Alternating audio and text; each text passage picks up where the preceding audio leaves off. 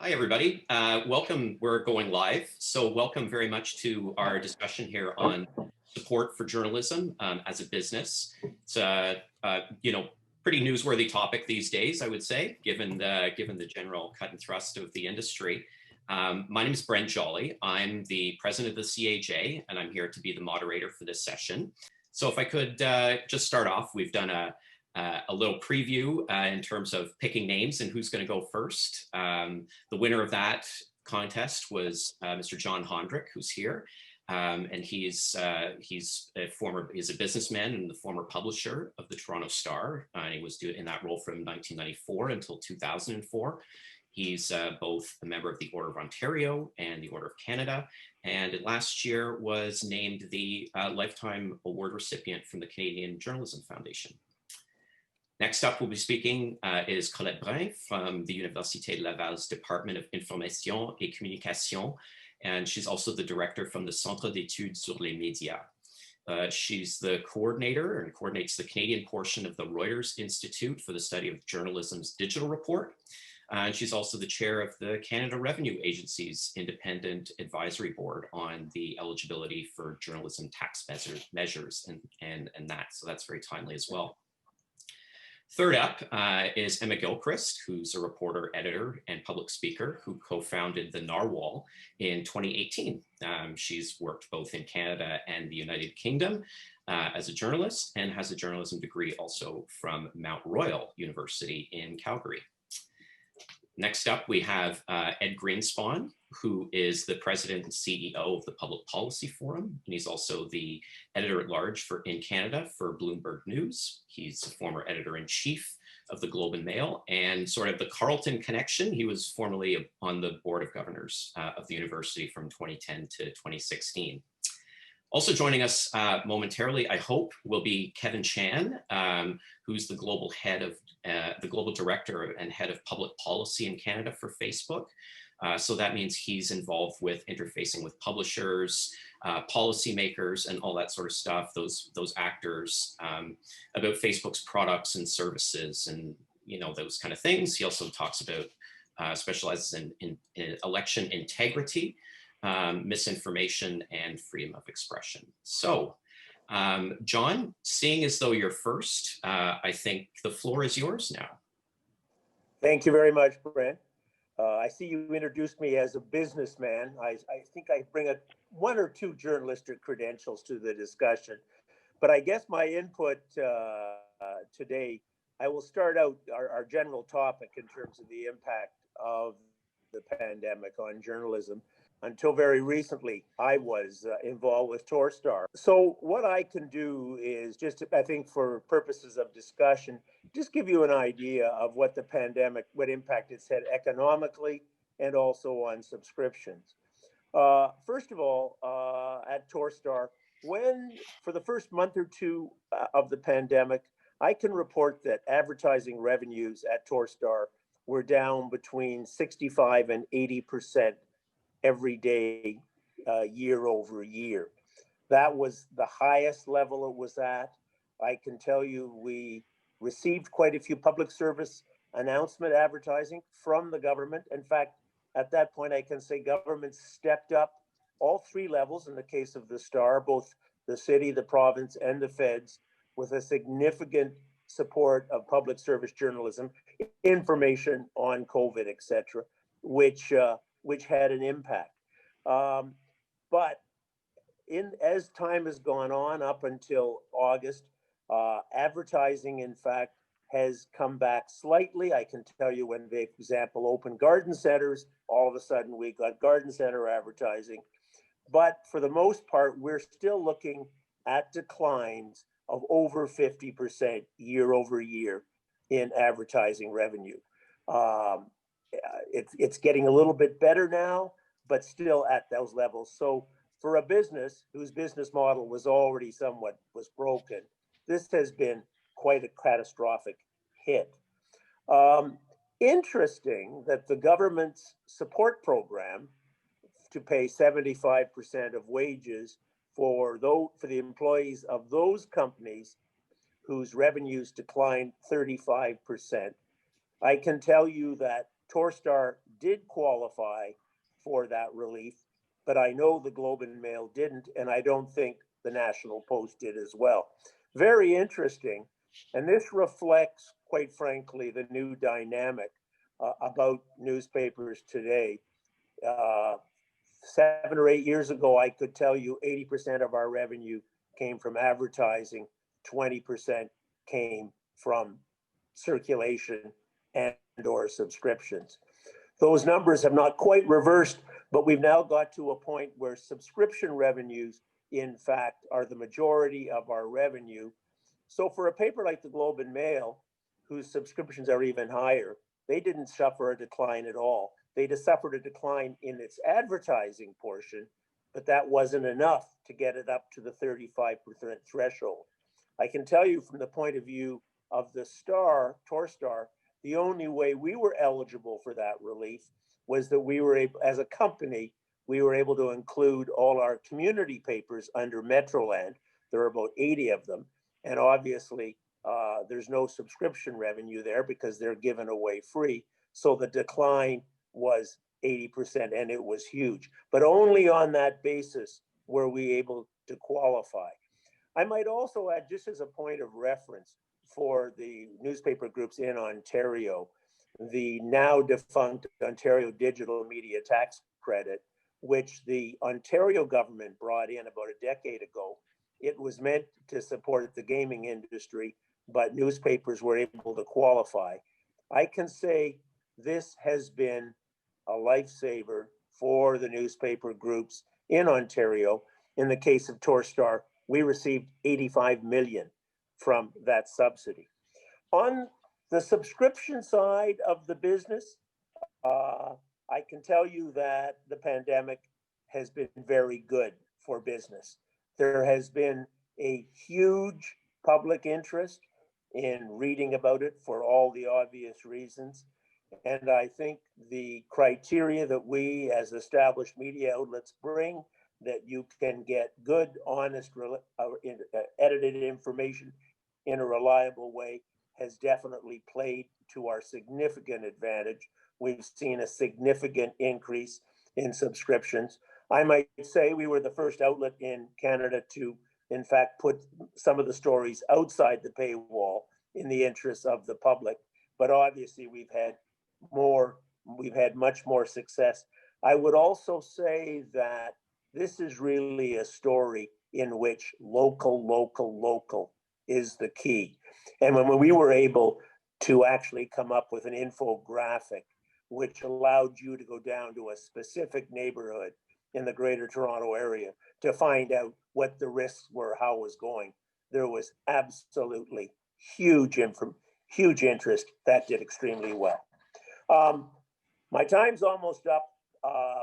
So I would say overall, from the pandemic, subscriptions are up, advertising is down dramatically. We're going to discuss the whole issue of government aid. All I can say, and we have Ed Greenspan, he can echo these comments, this discussion about providing aid to some of the big media companies, it's been going on for 5 years. And I can report that as of this very moment, we have not received 1 cent from any of those programs. Look forward to the discussion. Thank you. Thanks very much, John. That's a sobering thought. We'll definitely be picking up on that in the discussion. Colette, please, the floor is yours. Thanks. Well, it's interesting that John mentioned the additional public advertising from governments, which was actually a source of support during the pandemic, although these programs are perhaps more complex to execute and to administer. So that's also worth considering. And I'm maybe shooting myself in the foot because I'm actually part of that process. But I just wanted to say a few words just in completing what John just said about the impact on the media economy. What John described, I think, focused on the Toronto Star and on newspapers specifically, and more largely, I would say, based on a report that the Centre d'études put out last week on Quebec, but with some data from Canada as well. The first wave really hit the whole media industry very hard. The publicly traded companies reported advertising losses of about 30% in the second quarter compared to 2019. And based on the information we have, of course, the daily newspapers were the hardest hit, and they were already the hardest hit by the funding crisis. So you could say that it kind of accelerated a process that was already in place, and it raises questions about the ability of our news ecosystems, which are already fragile, to resist this kind of a crisis. If there's a larger economic slowdown, it's going to impact media directly. So that's the impact on the business itself. But actually, the question was about the debate on support for journalism as a business. So support for journalism as a business, I assume we're talking not just about government aid, but also just even consumer support. Are people willing to pay for news? Before even the pandemic hit, we did this year's survey for the Digital News Report with the Reuters Institute. And we found that Canadians were actually starting to pay there's more Canadians who are paying for news subscriptions and for news online in different forms. So that's certainly encouraging. And what John just said suggests that in some cases, perhaps not for all publications, but there's been a willingness of Canadians to actually spend on news in the context of the pandemic. I think it's hard to say how much the pandemic impacts the public's perceptions of the news as a business. I think people have a lot of other issues on their mind right now. But certainly people have been more attentive to news, certainly aware of the importance of having up-to-date local quality news on the pandemic itself and on different aspects of confinement. As we're all kind of grounded in our community and our geographically, we realize how important it is to know what's happening around us, I think, but that's not a scientific fact. It's more of an impression. Just this morning, there was a story in the Devoir. Radio-Canada's ombudsman says that the number of complaints to Radio-Canada about Radio-Canada news coverage has gone up 40% in the last year. So you could see that as a glass 40% full or 40% empty, I guess. But in a sense, you can see it as people being more attentive to news and more critical of news. So in that sense, you can see it as a good thing. And of course, there are some very vocal groups, I think, that do not represent the population as a whole, who are very critical of government support for newsrooms. And that kind of ties into some of the very vocal critiques of how the government is managing the pandemic. We certainly hear a lot about them in Quebec. I'm not sure how representative they are of public opinion. I think they're a very small minority, but we do hear about them quite a bit. And we know that from survey research on trust that attitudes towards media tend to follow attitudes towards governments and institutions in general. So if there's a surge in trust in governments, as we've seen in the pandemic, of course, there is a surge in trust in media that follows. And that might be something positive, but I'm not sure how much of that is permanent or will last beyond the first wave. And I just wanted to end with a last note on consumption and, having been confined at home for long periods of time, people are maybe spending more time following the news. But one of the mental health recommendations is actually to follow less news. So perhaps that could be a little less, a little more negative for the news industry.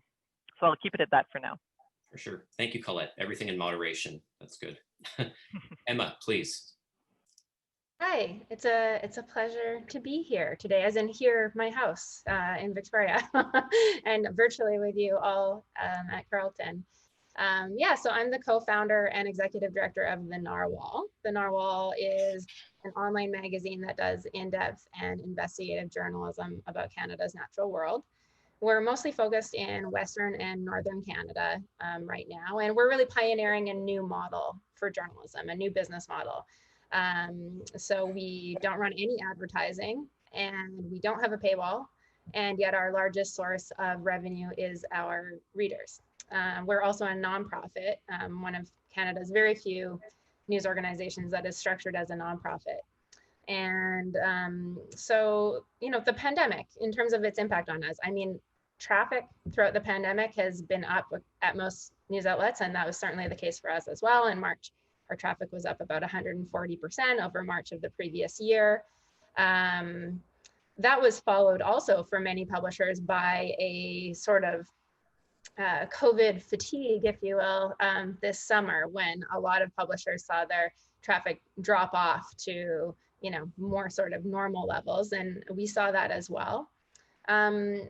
But since our largest source of funding is our readers, the pandemic hasn't had the type of negative effect on our business model as it has on the more traditional business models.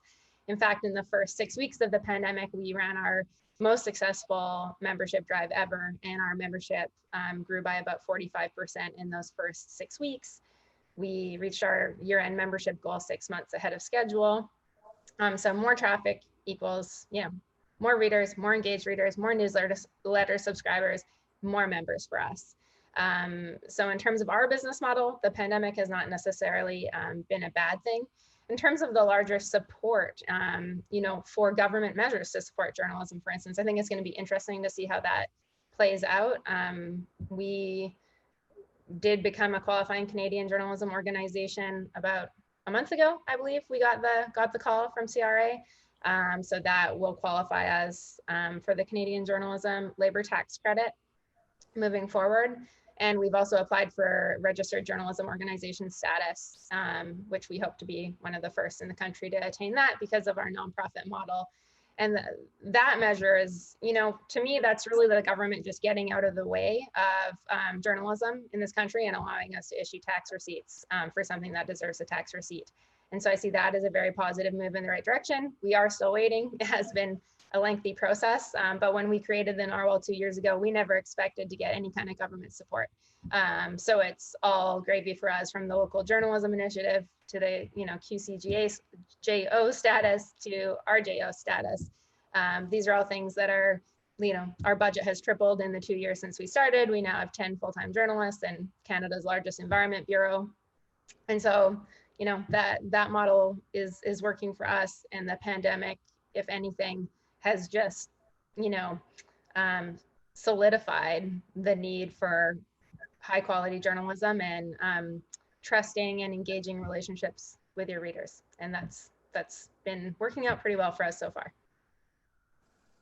Great. Thanks a lot, Emma. You got a good job of getting all the alphabet soup acronyms there. That's good. Ed, the floor is yours.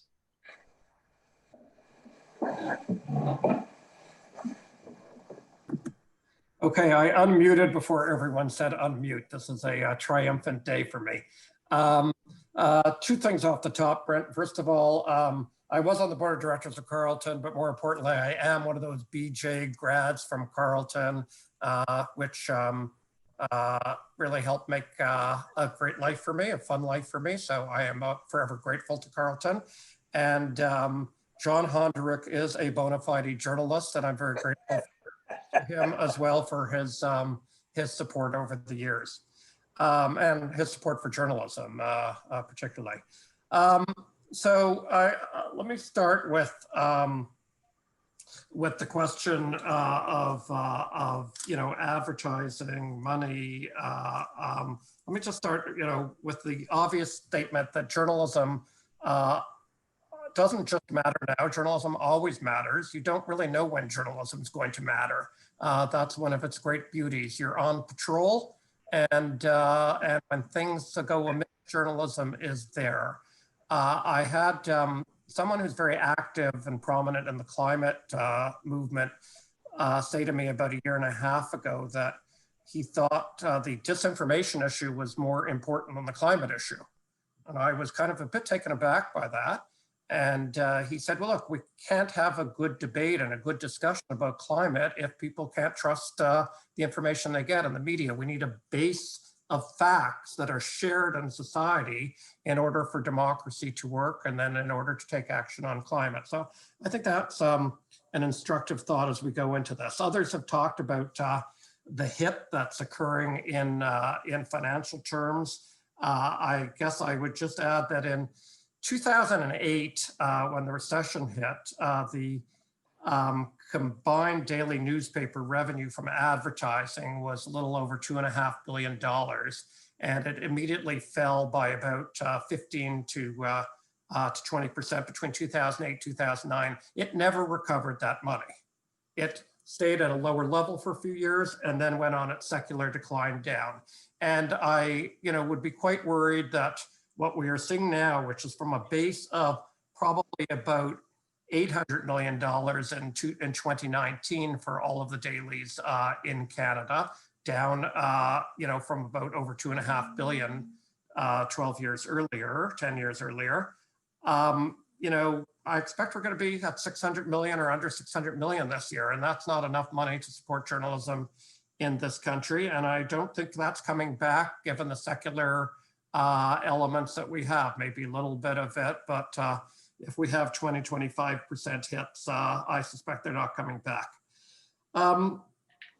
So we documented this decline in the Shattered Mirror, which was published in January 2017. And I remember government officials, as we were going through it and walking them through our findings, they were astounded. Everybody knew the story in some ways, but to see it chart after chart, classified advertising, even subscriptions, other pieces of the revenue pie, just going down, and they've continued to go down. I'm happy that in 2019 the government decided that it would commit itself to a policy. I'm unhappy that it hasn't been able to deliver on that policy yet, and I just want to talk about that for a moment. I want to talk about in the context of again, what our research and other research has shown about the public's attitude towards journalism. So, very quickly, people have, sometimes we think that people don't trust journalism. People do trust journalism. They trust mainstream journalism. They trust journalism that goes out with reporters to find things out, verified by editors, et cetera, et cetera. And this is seen over and over again, trust levels in the 60s and even 70%, very high.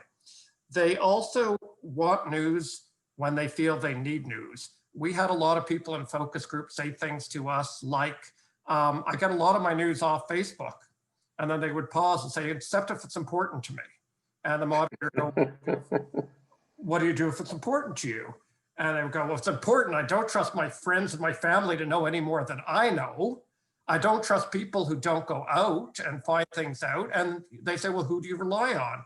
And then they start naming local news organizations. They start naming national TV anchors. They start naming columnists with whom they're familiar. They care about this. I kind of concluded they want a fire department of news. They just don't want to have to encounter it or pay for it every day, but they do want it there when they need it, like now. They're not willing to pay, and Colette's work and research with Reuters, shows, I think, pretty much year after year, you can correct me, Colette, if this isn't up to date, but that about 9% of Canadians say they're willing to pay for digital news. And it's 13 now. We're 13, excellent, that's good. It was the biggest jump this year, before the pandemic. Okay, and some of that goes outside the country. Some of that goes to NewYorkTimes.com and other places as well. So not all of that is news by Canadians for Canadians. People are also, all the research shows, they're very nervous about the concept of government paying for news, supporting news organizations. To them, they have this block that one can understand, and it comes down basically to they so respect the function, the accountability function that journalism does, that they don't want that in any way compromised by government getting involved in it. Now, if you ask them in a focus group, well, what about the CBC? They look at their shoes, they don't want to have to square that circle. It's not incumbent upon them to figure out every angle, but they are uncomfortable with that. So we decided in our work, we said, okay, the market is not going to support news adequately. This was in 2017. So where does money come from? And we sort of felt there's three places money can come from. One would be from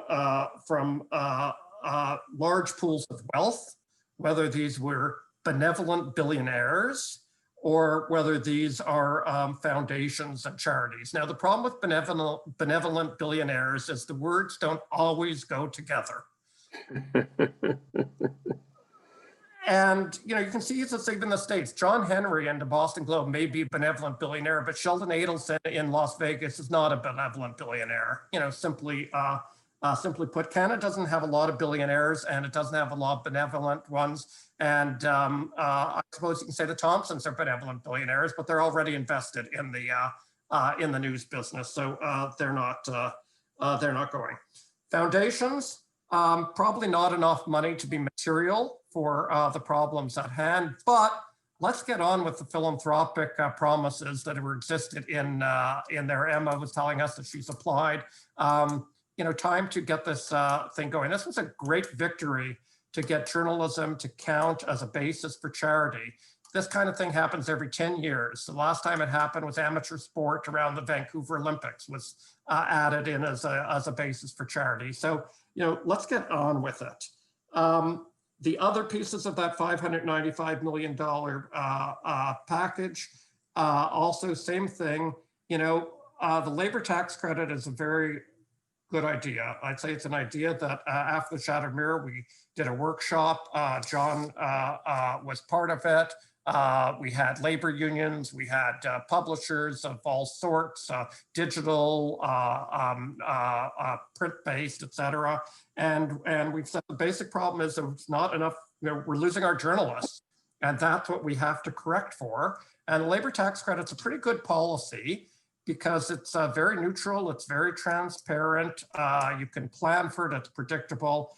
There's some flaws in how the design was made, but I won't go into those now, and it's at the margin in a sense. But let's pay out 2019.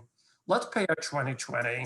Most of the assertion whether you count as a journalistic organization or not is pretty easy. At the borders, there's going to be some difficult management, but I think we know the Toronto Star and the Globe and Mail and the Regina Leader Post, where I once worked, and many other places. They're journalistic. Let's just get on and let's actually prepay 2020 because liquidity is a problem for these companies. And finally, the subscription tax credit, 15% is not enough to have any impact. So let's just make it 50% and get over with it. It will cost a little bit more money, but the government's been sitting on that money anyhow.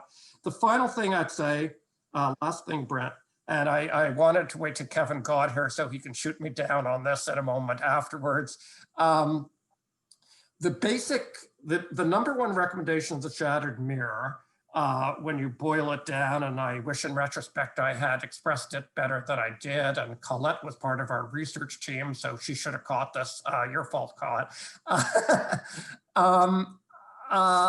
The basic recommendation was that because people are skeptical of government being involved, that it would be better to have a transfer from distributors to producers. We have a history of that in this country in the cable levy. 5% of revenues from cable and satellite companies go into a production fund. In this case, I would finance the labor tax credit in that manner. Take it from digital ad sales, take a percentage of digital ad sales, do not target Google and Facebook.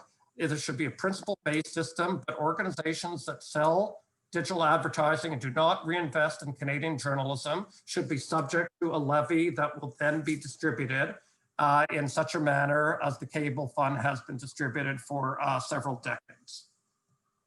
I'll end there without going to Australia and France. Thanks, Ed. I'm sure that'll come up though at some point. I'm glad to see that Kevin's joined us. Thank you very much, Kevin. And apologies for the technical snafus, but glad to have you. And the floor is yours for 5 minutes.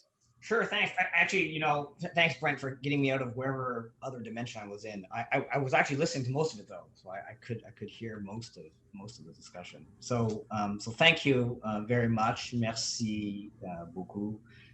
C'est un plaisir d'être ici avec vous pour célébrer le 75e anniversaire de l'école de journalisme at Carleton. And so it's really great to be here. And thank you to Alan for the invitation and for Brent as well.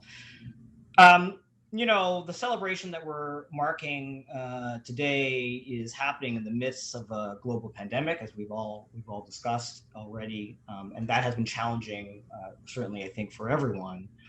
But I know, in talking to many colleagues in the news business, including folks like John Hines and Bob Cox and Philip Crawley, I know that it is particularly challenging for those in the news business, and not all, and I take Emma's point, but certainly I think when we think about the traditional news organizations, I think many of them have been challenged also at this time in a very particular way.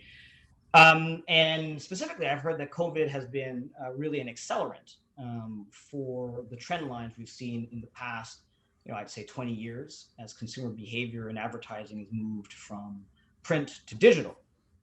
And I think we have tried at Facebook to try to help in a few different ways.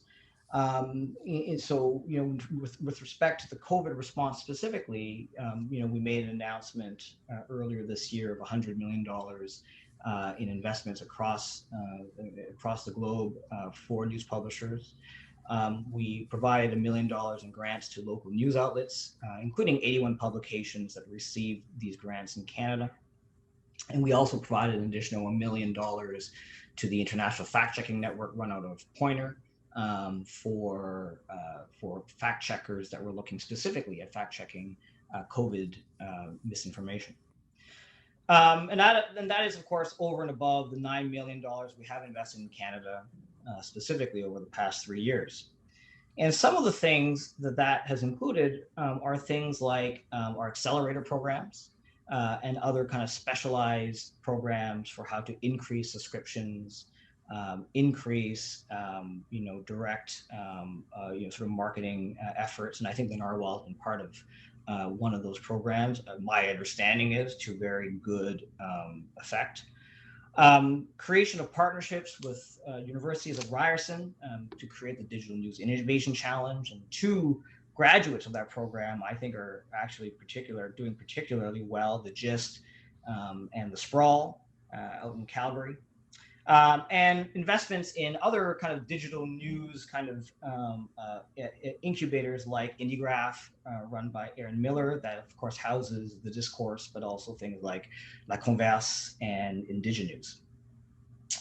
And most recently, and I'm really proud of this one, is our partnership with the Canadian Press. And of course, we've invested $1 million with CP to create 8 new positions for the year to cover local news across the country, including, for what I understand from Malcolm and Philip, the first position based out of Iqaluit in Nunavut, and that's a first for CP, and we're really, I'm personally very delighted to be part of that. So look, it's been, in this sort of difficult time, it has actually been quite personally rewarding for me to help create some of these programs and partnerships. And I think we want to do more, and we will do more. But I would say, and maybe this, gets to a bit sort of what Ed is alluding to, but I do have to say that for me, and I think for my colleagues, the recent debate in Canada about the relationship between publishers and platforms, I would say has been somewhat disappointing. I've always seen Facebook, as I've tried to indicate here, as a constructive player in this, not only in terms of the investments that we've made, but also in the value that the platform itself provides to publishers. And we can get into the specifics later, but I do think that there are many different ways to continue to support news. I think Ed has alluded to some of them. But I think we need to be talking more together, and we need to be working more closely together and in constructive ways. And I have to admit, I don't think I've seen that. And that's not to any of you here, because you are not in that role currently. But I think that's something that we have to do, because this is bigger than the solution or the solve is going to be bigger than any one company, and it's also going to be bigger than any one particular vector. So we do need to work collaboratively, and I look forward to discussing with colleagues what that can look like. Thanks very much, Kevin. I appreciate it. So we'll now enter, we've heard from everyone, opening statements. I just want to shift in really briefly to a response round where the different panelists can have an opportunity to respond to comments that were made by any one of the colleagues on the panel. I'm going to do the same order that we spoke in the first time, so I'm going to go to John Honrick first. I'd like to echo the comments that Ed made about the advertising decline, what our experience has been, and quite frankly, what we expect going forward. Ed is quite correct that after the 2008-9 crash and all, advertising revenue declined dramatically. It's almost part of the old adage that once it goes away, they somehow forget about you. They may find other ways to advertise, and often you don't get those advertisers coming back.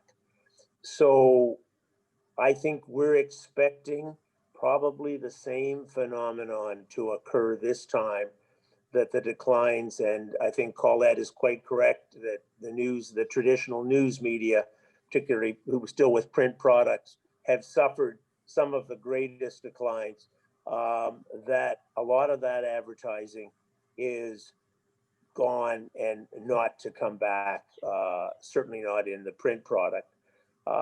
So all that says is that the financial crisis, the financial strains that the industry broadly is facing has been exacerbated. And the situation, when we say the business case was, for them is done anyway, all that has made it worse. And so if any or others are going to be able to survive, it's going to have aid coming in quite quickly, because the numbers speak for themselves, and it's not a pretty picture. Great, thank you. Colette Bryn, please. Yes, well, there could be several points, but I'll try to keep it to one.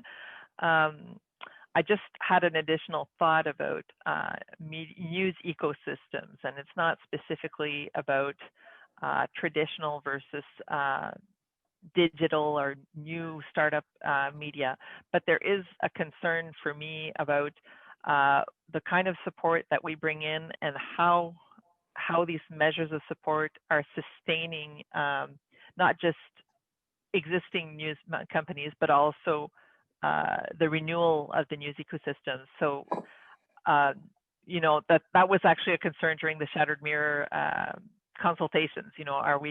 Are we looking to sustain, and even some of the resistance to government aid is, are we just supporting broken business models and just kind of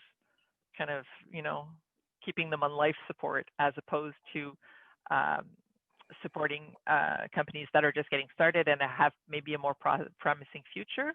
And I don't want to get too much into the work of the CRA and the advisory board, which is confidential, but one of the issues that I'm struggling with is, the kind of general interest news that that this program is designed to support, and more specialized areas, such as the narwhal. We could talk about that case since it has been approved.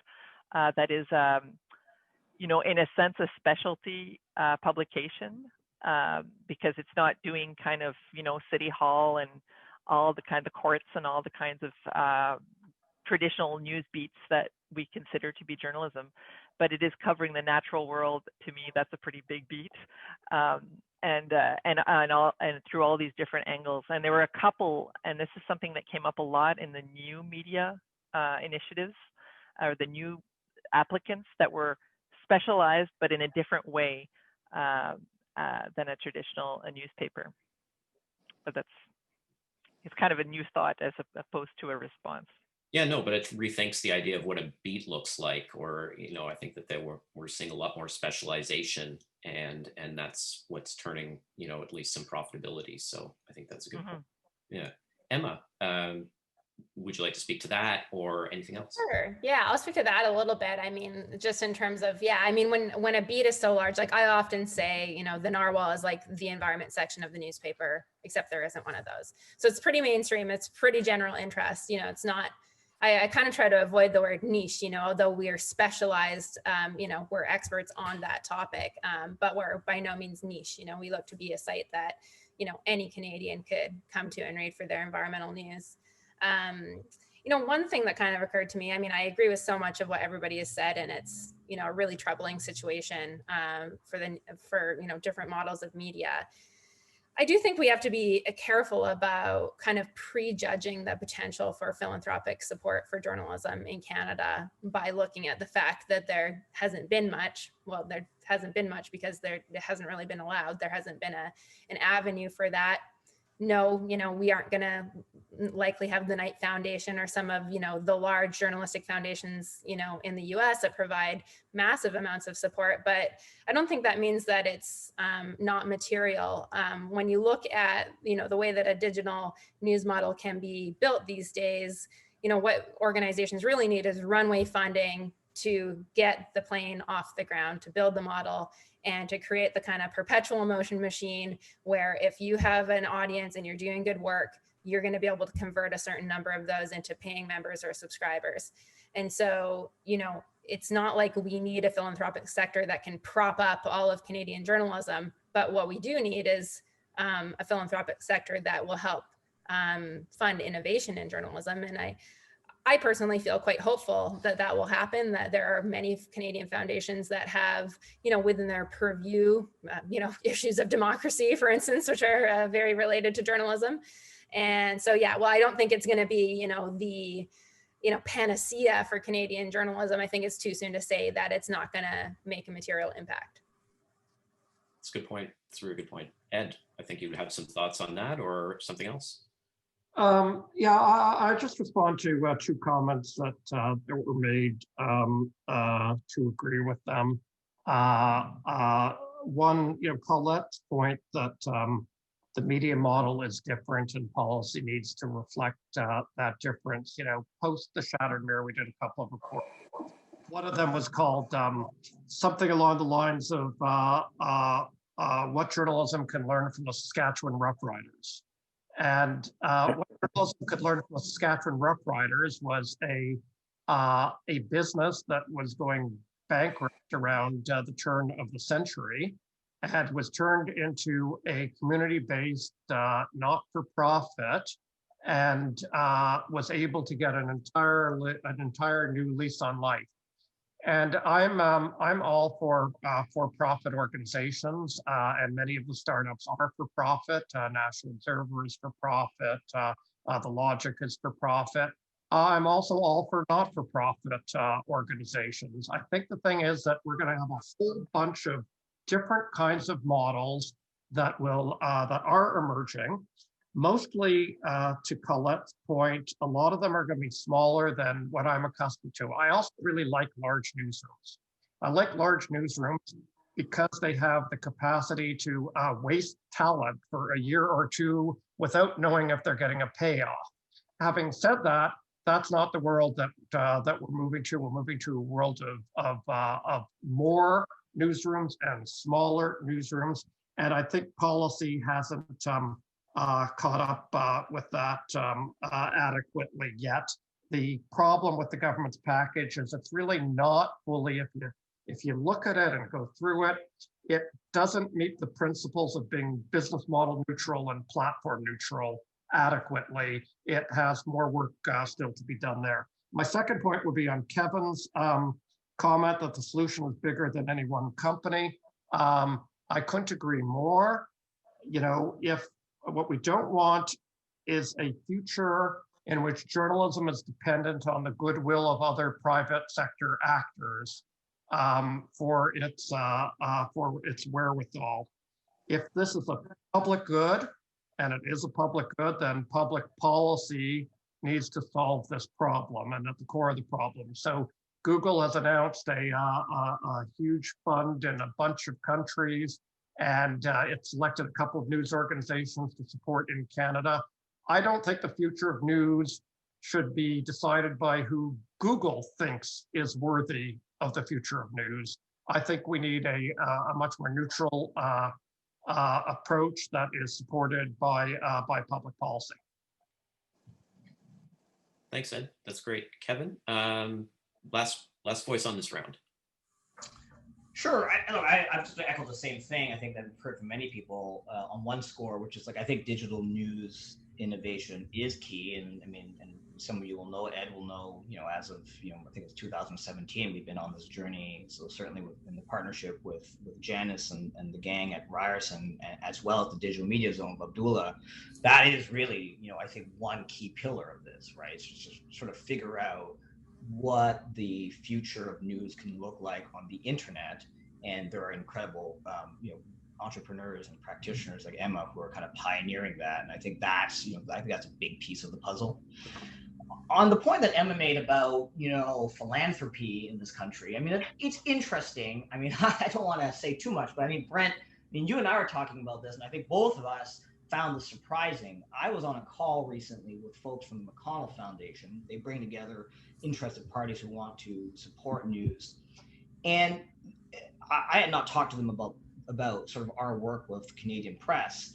But we started the call and they declared us, Facebook in Canada, to be the top independent private funder or supporter of news in Canada. And I was like, well, that doesn't sound right. But then we talked about it and I was like, oh, maybe that is right. And I agree. I think we should do more. I have some ideas about that I'd like to sort of noodle around, maybe with colleagues, afterwards. But I do think there is something in the space of how can we catalyze Canadians and get more Canadians to pay for news and value news. I think there's something there. I mean, some of us can catalyze that, but I think, at the end of the day, you want people to find it perfectly normal to pay for news, like I did, like I still do. I still have my you'll be happy, Ed, right? I still have my print Globe and Mail every day delivered to my door. We need more people doing that, whether it be print or digital. So how do we do that? And I think I have some ideas, but I do think we need to figure out how to work together to sort of crack that nut, because I think it's a really hard one.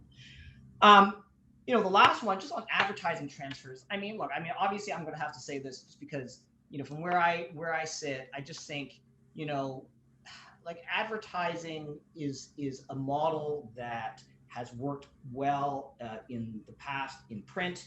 It currently works well online, but I'm not sure. But for example, Emma, let's say, doesn't rely on that, and there are other publications that are largely focused on subscription revenue as the future. So I'm not sure that building a system that assumes that advertising is should always or should be an important underpinning of the internet or of news or any other business is something that's going to necessarily transcend or sort of stand the test of time.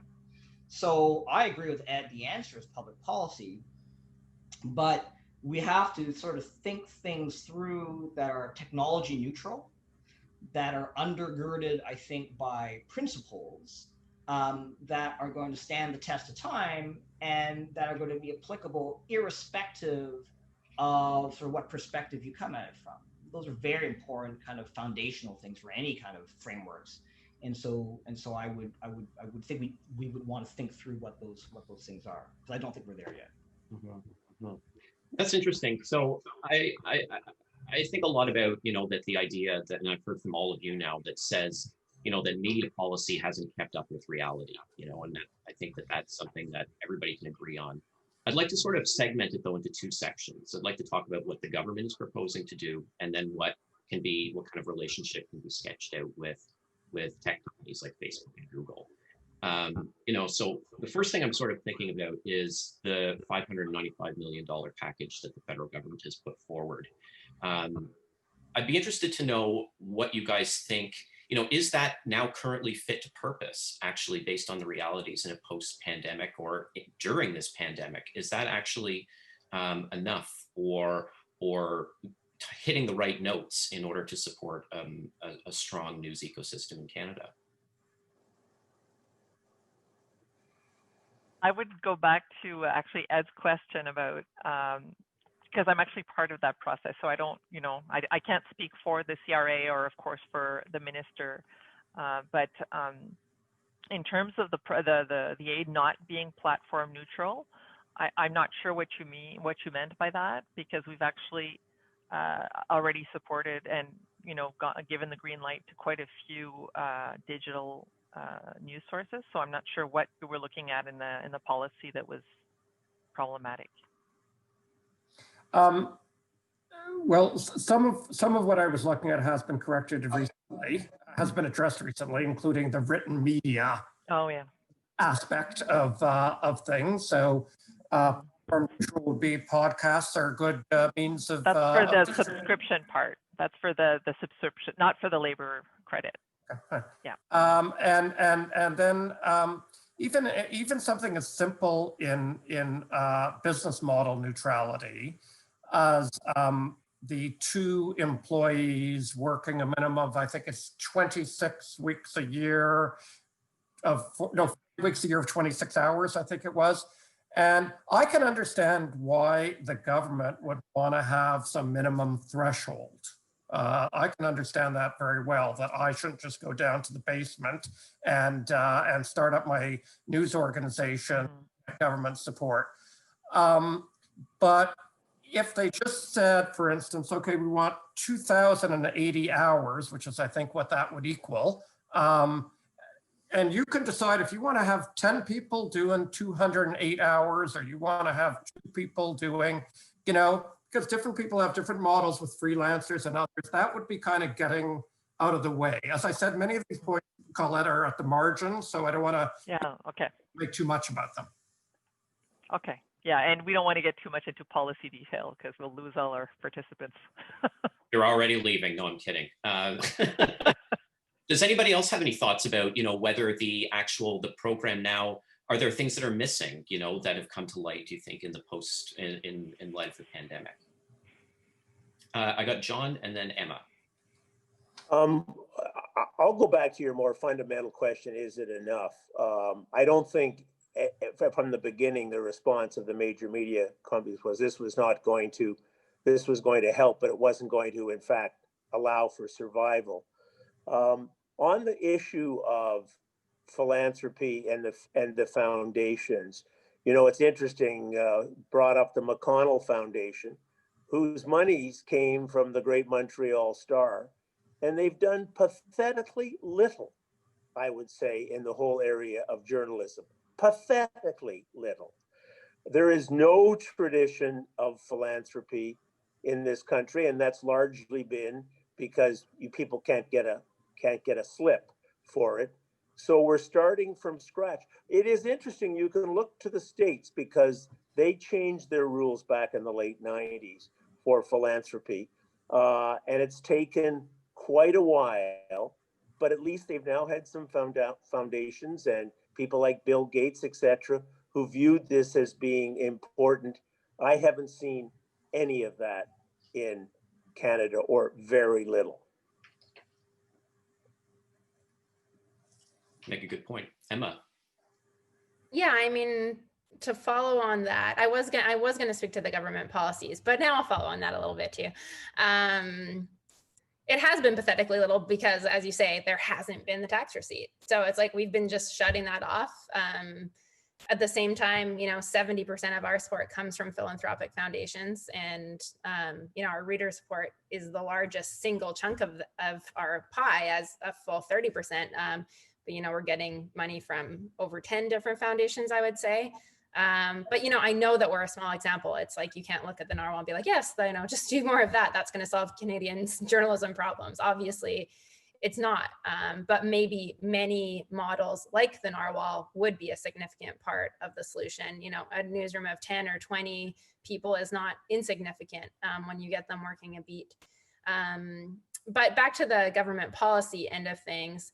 I mean, I actually think the government did a pretty good job designing those policies and looking at, who should be in and who should be out, and having some kind of minimum requirements. And I could see they were looking to the US and some of the, requirements around funding transparency, for instance, disclosing your donors, editorial independence, not receiving more than 20% of funding from a single source. I think those are all really smart moves in terms of the registered journalism organization status.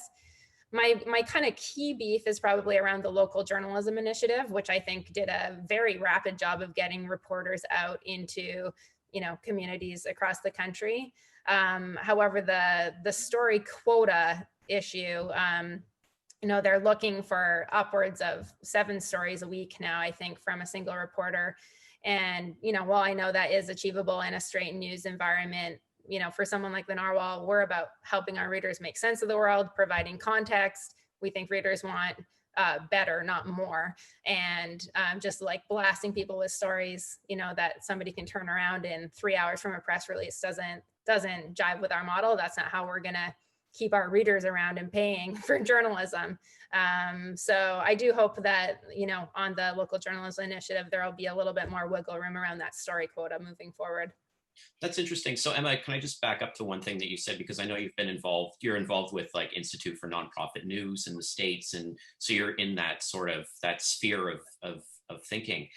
What is it that foundations, because you mentioned there's quite a few that are interested, what is it, the so-called value proposition, for lack of a better description, that they find interesting about the Narwhal? And maybe, is there a way to sort of forecast that onto what might be coming after the pandemic?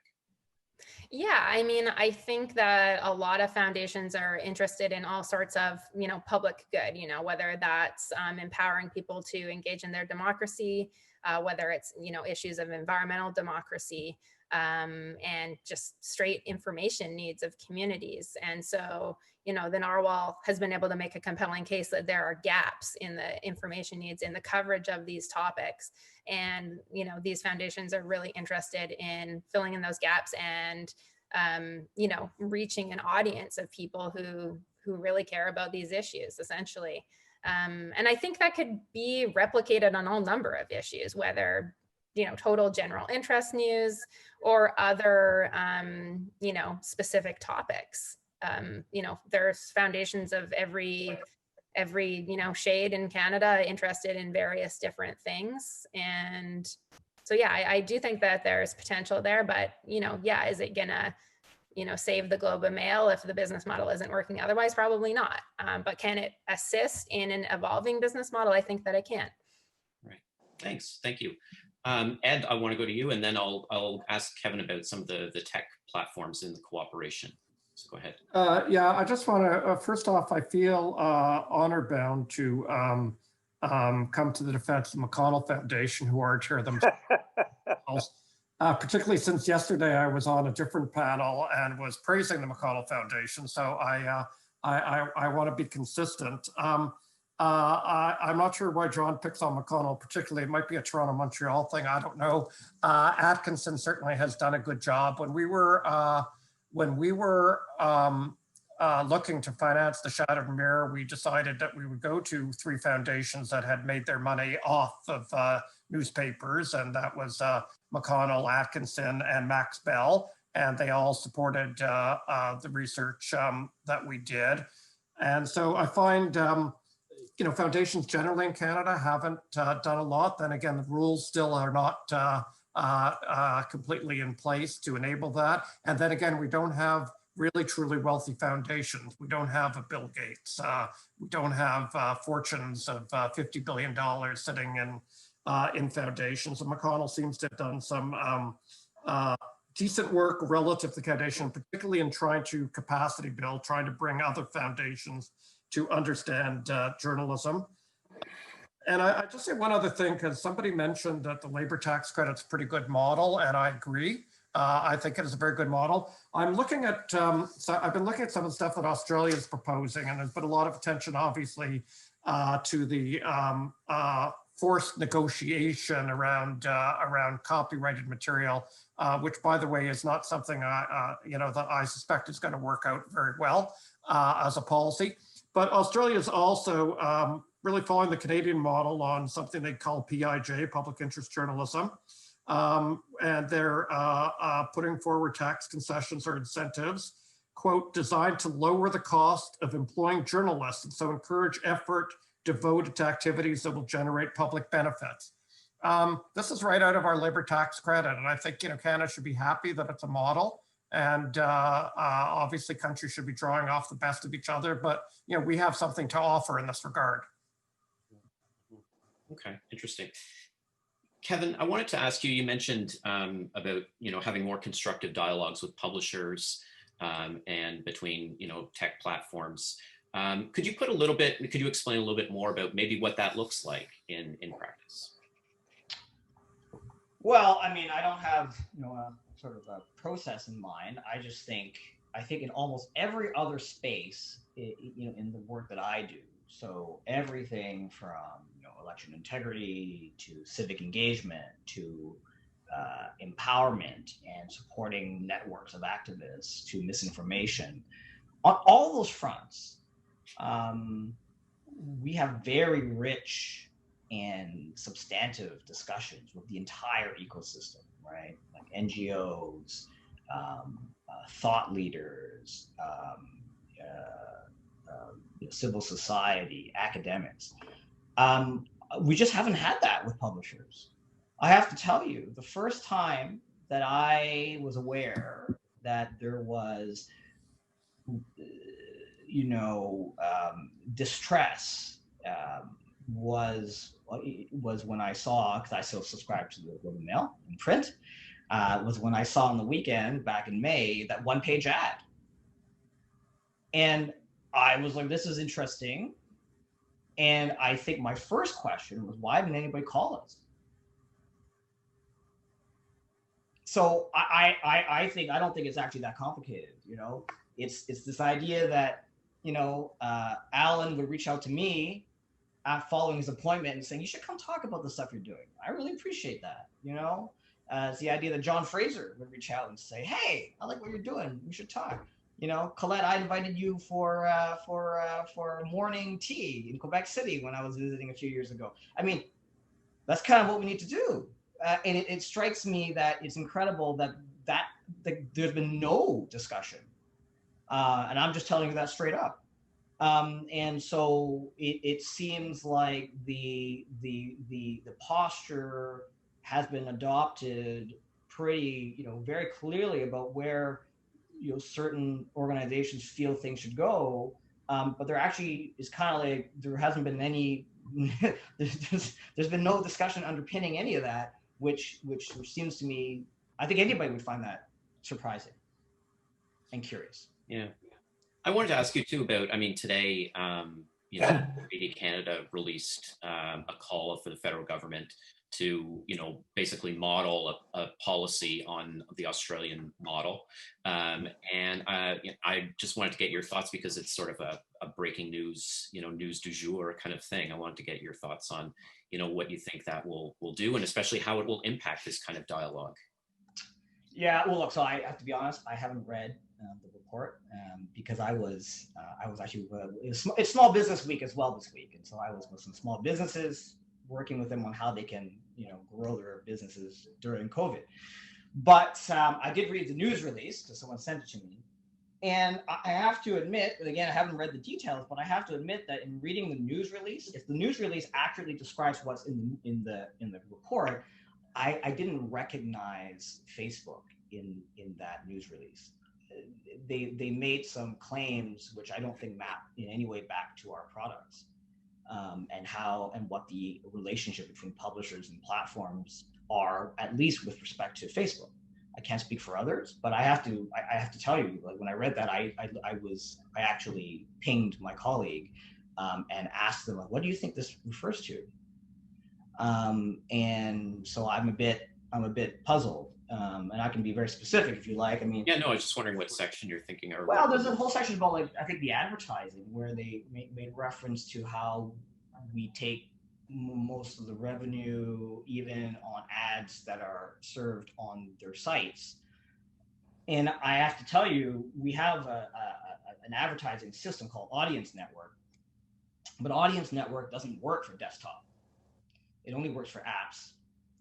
And not only that, but organizations, the website, apps or publishing apps, if publishers have apps, for those who do, they take the majority of the revenue. So it's actually completely the opposite of what's being claimed in the news release. I don't really know why. It might be an issue of they got us confused with some other platform, right? That's possible.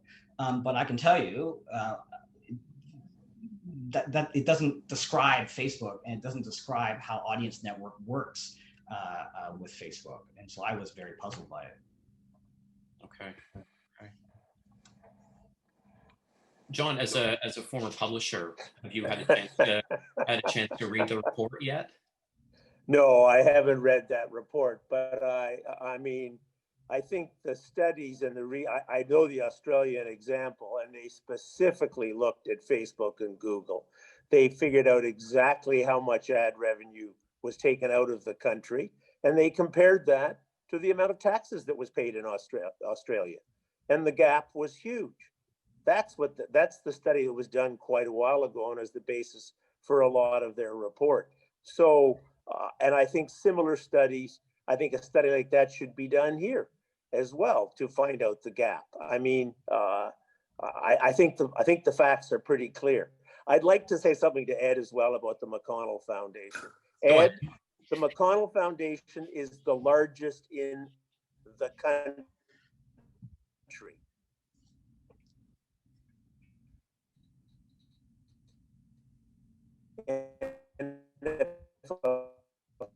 John, I think you're breaking up there. $5,000 grant for you to do. I think you're. This is very important. I know this is Well, very frozen. I'm trying to decode. Are other people finding John? Yes, frozen. Yeah, no. It's not just me. Okay. Can I respond to what you said while we wait for John? Sure, Kevin, go ahead, please. I mean, look, I have to tell you, and it's kind of actually to my regret, John and I have never really spoken, because I suspect we'd get along if we had a chance to have a private conversation. But I have to tell you, I sincerely believe that. But I have to tell you, I mean, the way, like, I mean, look, and Michael Geist has written a very interesting blog on this, and you can look it up at michaelgeist.ca. He looks at actually Toronto Star specifically. But if you look at the way, and again, I'm not here to explain how the entire internet works. I can only speak to the Facebook portion, right? So that's unfortunately kind of, I want to get part of the loaf here. But I have to tell you, right, the way publisher content gets onto Facebook is with publishers putting things on Facebook, right? And so we actually don't control that. We have actually the system doesn't take stuff and put it into newsfeed. Publishers put things onto newsfeed. And so for us, I think, it's with Australia, that is a very, that's just, those are just the facts of how the mechanics of Facebook works. And so a framework that is not based on those facts, obviously going to be very hard for us to be able to bridge. Now, I agree with John, though. I think the broader point, I mean, there's two issues here, right? Like what's the relationship between publishers and platforms? That's one thing. And then there's another thing, which is tax. And I think it's totally appropriate for there to be taxes that are going to address the concerns that have been flagged, right? I mean, should the government collect and remit the sales tax, and force us to collect and remit the sales tax, create rules for that? I think that's very normal, right? Like, that's very normal to want to do that, and we would never oppose that. Should the government, should a particular government based in a particular country like Canada want to have a greater share of revenue from multinational digital companies? I think that's totally, I can totally understand that logic. There is, and it's not, it's not a Facebook or a Shopify or a Google that's resisting that, right? There are broad international rules since the 1920s that undergird the way that the international tax system works.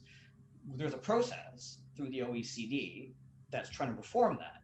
And I think, and we do not at all oppose that. I think, in fact, we support that process, and we fully appreciate that at the end of that process, we are likely to pay more taxes in Canada and probably net at the end more taxes globally. We think that's perfectly, it's a perfectly legitimate and appropriate outcome. But we do need to have kind of rules that are consistent for everybody. And I think that's been sort of the point. So I actually would think from a public policy standpoint, we want to break apart. It's not like the tax policy is one thing. The kind of the rules or the way in which publishers and platforms work together, and what the relationship is and what the mechanics are in terms of how things get onto systems and how they get distributed and where the value lies, that's a very different proposition. Right. And I would resist the urge to conflate the two. So sorry, I would like Kevin, moderator, or you're getting cut off. Don't worry, this is like practice for the debate tonight. No, go ahead. I just want to encourage Kevin to run for Parliament on a platform of taxing digital giants. That's. I think we already have every company, every party running on that. I thought. So I want to go to the. I have John. I want to get your final thoughts on this. I know you had something you were saying, also to resolve the McConnell Foundation and this Toronto-Montreal rivalry, which will probably never end. But I also then want to go to a question on the discussion board. So if you can take 30 seconds and finish up the thought that you were sharing with us before. Did it not go through? It didn't, unfortunately. No, we got slivers of it only. Oh, well, I just wanted to say to Ed, the McConnell Foundation is the largest foundation in Canada. You can look totally at the amount it's had. It has those wonderful picnics on an island in the St. Lawrence River where people scratch their foreheads and wonder about the future. But they've done not much at all, as have most foundations. And if giving you $5,000 to do some research for the Shattered Mirror counts as a big contribution, I think your standards are lower than they should be. That's my only point. That's a good point. I'm not going to spend time on an argument here, but they've been much more supportive of a variety of folks than 5,000. But and I think they go to Scratch Heads in Muskoka.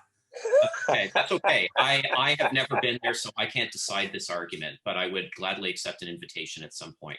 I want to just go to the question board here.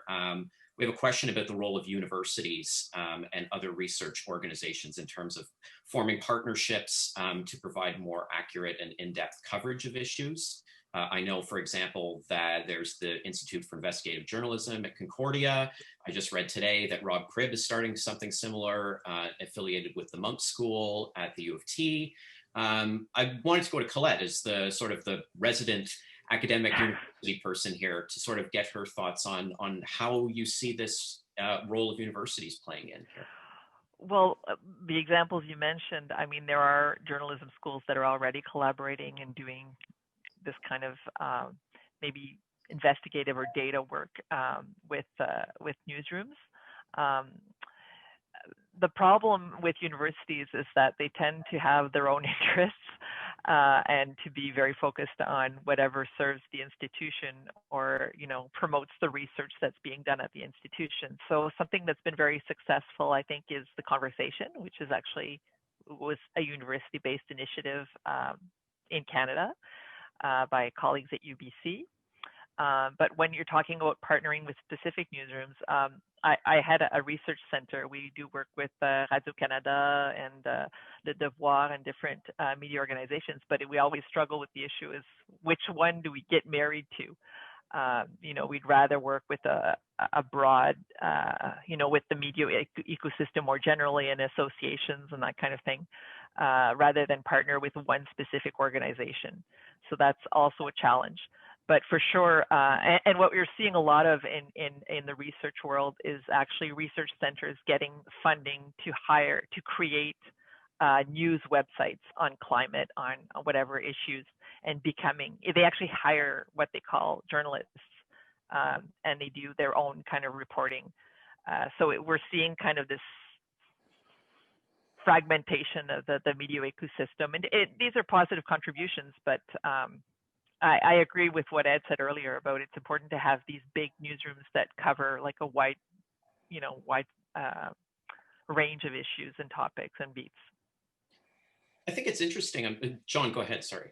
I was just going to say at the Star, we've also had for about the last 3 or 4 years a program, dare I say, with Ryerson, but obviously in the same city as we are, and investigative reporters. Rob Cribb has been at the forefront, and they've actually done some very significant work that in fact has won awards, and it has been working with the journalism students at Ryerson, but also some input from across the country. And so far it's worked extremely well. It's not large, but it's been significant. I think if nobody has any further thoughts on that, I'd be interested to know what people think about the idea of the role of the university or a post-secondary institution as helping to facilitate some of the public engagement or to explain, why news matters, some of the democratic piece around that. I think, Emma, as you said, and others, and Colette as well, we're focusing. That's basically my whole job. Well, good. I'm glad somebody's doing it. But like, how do we go about priming the audience to help them understand? In the last session that I sat in on, Chris Waddell had a pie chart that shows, that there's, you said earlier, I think you said 13%, which is higher. I think it was 9 a couple of years ago, if I'm not mistaken. But how do you go about priming the audience for them to understand, the importance of news and why bother paying for it when they've had it for free since the dawn of time? Well, since the late 1990s. Yeah, right. I remember. Well, I mean, if I may, Brent, on that one, I think that's sort of one of the points that I did bring up earlier, and I think it's important for us to kind of pursue after this is we do need to all get together. I feel like I've kind of tried to, certainly on my end. We've talked to Ryerson. I very much enjoy the time that I've had in terms of conversations with Chris and Susan, Chris Waddell and Chris Dornan and Susan to Carleton. It's been great. We've tried to talk to some other journalism schools.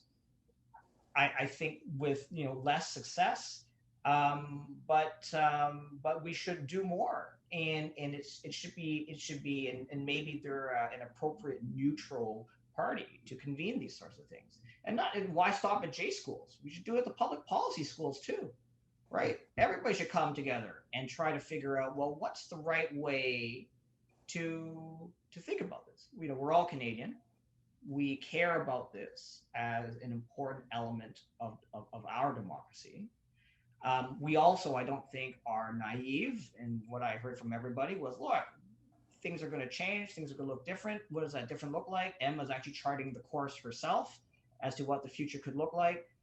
We need to come to the table with that kind of framework and that kind of mindset and figure out what we can do together. The Connell Foundation, clearly, despite what has been said, they are trying to do a bit of that. I don't know if they're talking to universities too, but I think we should all get together and figure out what we can do collectively, because it is a collective concern. We care about this because we're Canadian. Mm-hmm. Ed or Colette, do you have thoughts on the role public policy schools, universities could play in this shaping the conversation? Yeah, you, Ed. Oh, me. Okay, I'm sorry. I've been totally distracted. We're at this wonderful event that Carleton's put on, and I keep hearing these mentions about Ryerson, and I just figure the chair of the Ryerson Journalism School must be an absolute genius. That's all I can figure. She really is. I'm going to be in There's trouble. no conflict of interest there at all. No, not at all. I'm going to be in trouble at dinner because I didn't take notes of all those positive mentions. But I think it's important everybody knows that she is a Carleton journalism grad. So I think that's important to know. On the question, Yes, everybody should be talking about the state of our democracy. And, this is obviously a foundational issue. Journalism is a major part of it. I always like to say that a broke press, and by that I mean financially broke press, can't be a sufficient free press, and it can't do the job that it needs to do for society. So I think everybody should be discussing that, and they should be discussing disinformation and hate online and the way that pollutes our civic discourse. These are, profoundly important issues. I say from a public policy forum point of view, we have a citizen assembly currently ongoing on these issues, particularly the issues of disinformation and hate and what to do about these. And we have a Canadian Commission on Democratic Expression that includes among its commissioners Beverly McLaughlin and Adam Dodek, the Dean of Law at University of Ottawa, and 5 others, a good group, and they're struggling and sweating to figure out how you deal with free speech and harms that are getting caused through the system, particularly hate is their prime emphasis, but other harms, including disinformation as well. And so are we. There are a lot of people doing this work. Indeed. Kevin came and testified before them. There's actually a lot of academic research being done on disinformation and online hate, and I don't see maybe enough connection with journalism being done there. It's like they're like separate spheres. And I can say that the McConnell Foundation, it's just kind of like a running an inside joke in this panel, is involved in those efforts as well. But the relationship between that and journalism and making people understand that if journalism disappears, that's kind of a big problem in terms of disinformation and misinformation, and that needs to be paid for. It's what we've been saying for years, that it's not free, right? Journalism is not free. It's not. It needs to be sustained. So what kind of attitudinal shifts need to take place then? I mean, we've only got 5 minutes, but I want to get Emma in on this one because I think she's probably the best position to answer this one. Journalists are remarkable at telling the stories of other people, but we're awful at telling our own stories. I was just looking at the Ryerson, sorry, Ed, I'm a Carleton grad too, but this is a Ryerson thing, JSource and the CAJ impact map. And I noticed that the latest numbers, we have 810 permanent layoffs since the beginning of the pandemic. So like, this is what's going on. But we're not, it's hard to communicate that. So how do you rewrite this story so that people understand better? Emma? Well, I mean, I think with anything, the best way to communicate with people is to meet them where they're at, and take them where you want them to be. And in that sense, I think trying to tell people that they need to care about journalism is generally not the best approach. The way to get people to care about journalism is to do good journalism on issues they care about that hit close to home for them. And then to have a system in place where you're like, aha, you're here reading about this quarry in your neighborhood that's polluting your local stream. Great, would you like to subscribe to our newsletter? Awesome, okay, now you're in our newsletter. We're gonna give you a great welcome series. We're gonna tell you all about us. Oh, what do you know? You're gonna get a weekly newsletter. Now we're gonna report back to you on the impact of this story. Then we're gonna come to you and we're gonna say, you know what, we have this big idea to do this $15,000 investigation into this mine over here. Do you wanna support us to do that? And people do. So it's really, you got to meet them somewhere. You have to have a funnel. So I'm talking the Facebook accelerator language here. I spent some time in the nonprofit world. Like this is, I think, we need to look across the, outside of our own sector, because, the people we have on the bus who built the news industry on advertising, those aren't necessarily the same skills we need to build a new model for media. Which is really around, working kind of a business funnel, meeting people where they're at. And ultimately, I mean, all of our organizations, do really good journalism, and it's about being able to capture those readers and make a business case to them and make compelling appeals to them about the impact of your work. Kevin, I see you got your hand up and you're nodding. Oh, yeah, sorry. So I could add something. I was had my hand up for something else, but But I love the funnel language because that's exactly, you know, I was lucky enough to spend some time on some of the accelerator programs we've run, and it's very fascinating stuff. I mean, I think Emma's right. I think there's a lot of things that we can port in when we think about the future of digital news. You know, we had Bob Cox in the Winnipeg Free Press as part of one of our accelerators, and I was down in California with him for one of the sessions. You know, he told me, he said, this is basically a mini MBA for publishers, for journalists. And I was like, oh, I hadn't thought of it that way, but you know, yeah, I mean, I guess this is about business tools, right, to help your business grow. And we should do more of that. And I'm totally, you know, I'd love to work on something like that as one piece of a much broader menu of things that we have to do to get this going the direction we want it to go. But I think, again, I come back to the point that I made, you know, earlier, is that I'm not entirely sure that, well, I don't think the adversarial nature of what I've read and what I've seen and what I've heard is terribly productive. We have to deal with a challenge that we all care about right now. And so we've got to work together on that. And I think that's very important. And if you, and if, I mean, again, I know you guys all feel the same, but if there are others who you talk to who feel like that's an important thing to do, then let's, you know how to find me. Let's get something going now, right? Because we can't wait. It's important. We got to get it right. Great.